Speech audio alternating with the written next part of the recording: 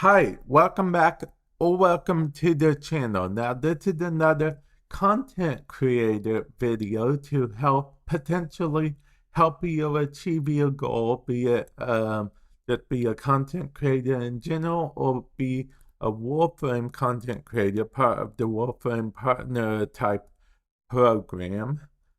So yeah, let's actually get into it, okay? Also, I want a quick note that I do have another YouTube channel that I post this kind of content on usually and more. Feel free to check that out. Link in the description below, as well as the card top right hand corner.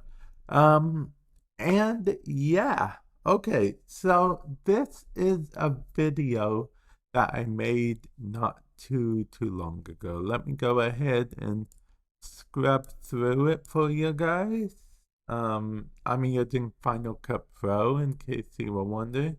You'll see there's an iPad view for the whole video, okay?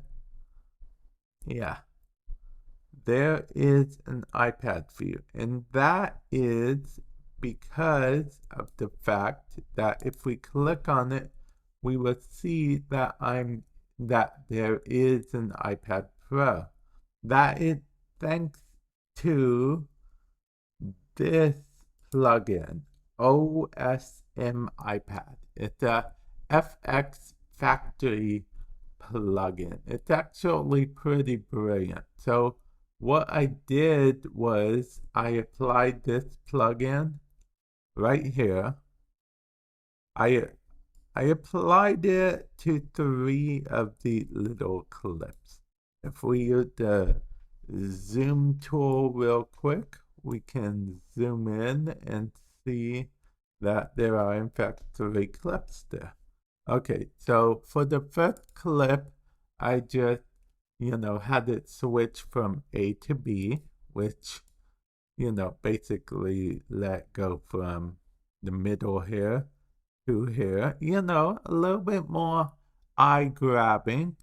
And this footage inside of the iPad is actually footage that I recorded as I did it. So I was able to just, drag this on top of the footage. No need for drop zones or anything like that. I know sometimes in Final Cut Pro, drop zones can be a bit wonky at times.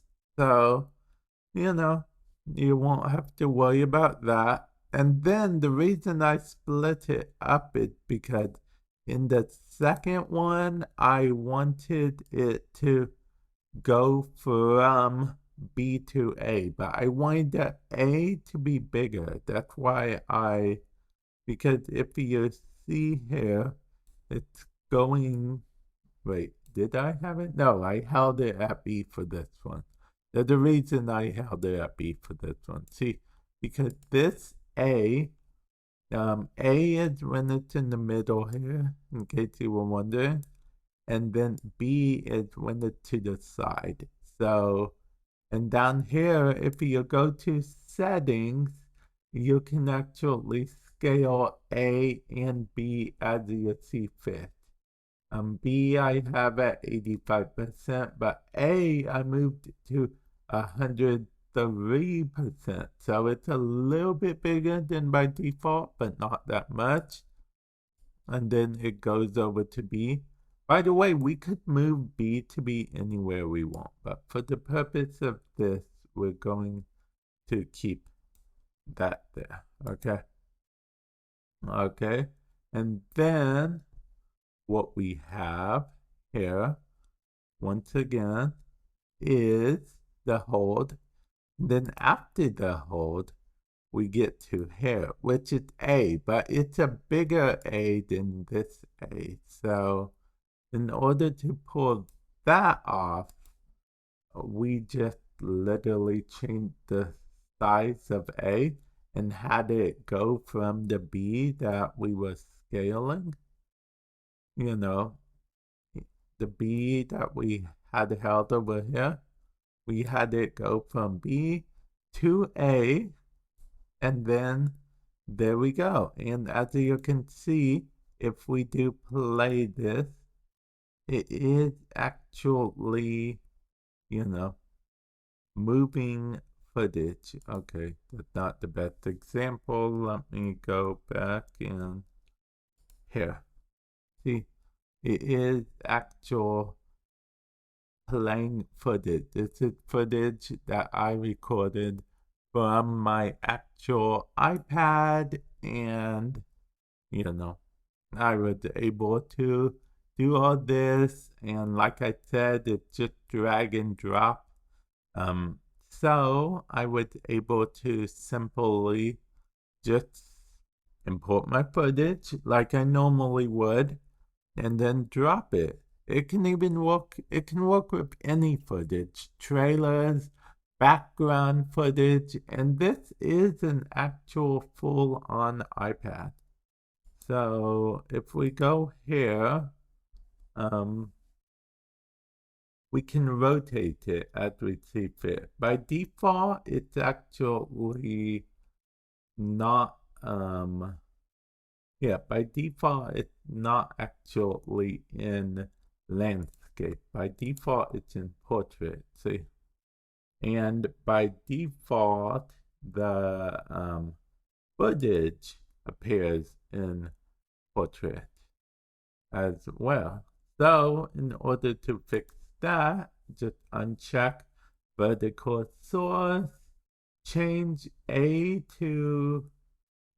rotation to 90 as I did, and then just to be safe so you don't run into the trouble later, you want to change the B rotation Z to 90. Don't touch rotation X or Y.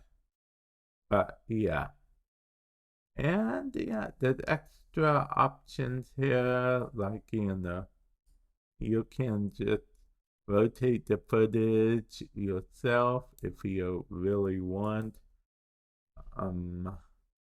Yeah, and so on and so forth. We are actually going to reset that because we don't want the footage rotated. There's also a tilt.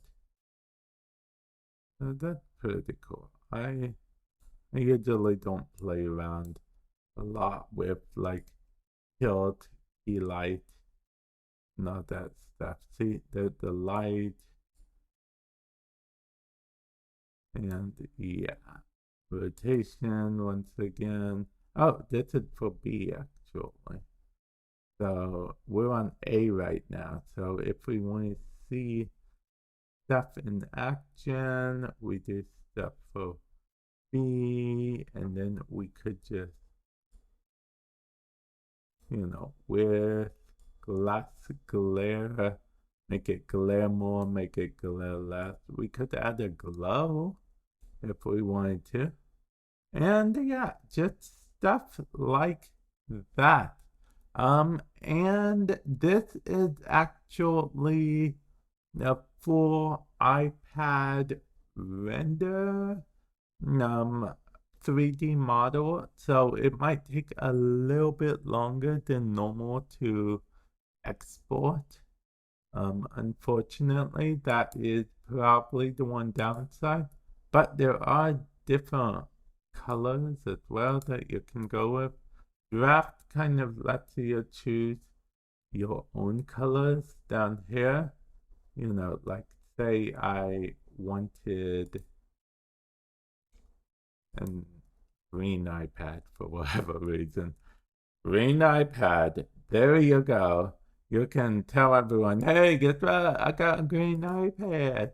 I hydro dipped my iPad. Yeah, I know what hydro dipping is. Okay, this video is kind of going off the rails, but I feel like you guys get the point. I'll leave a link in the description below to the plugin as well as to my other YouTube channel. Feel free to check both of them out because it's always good to add a bit of pizzazz to your content, no matter what you're doing. I happen to have just gotten an iPad not too long ago. Yeah, with that said, I will catch you guys in the future. Later.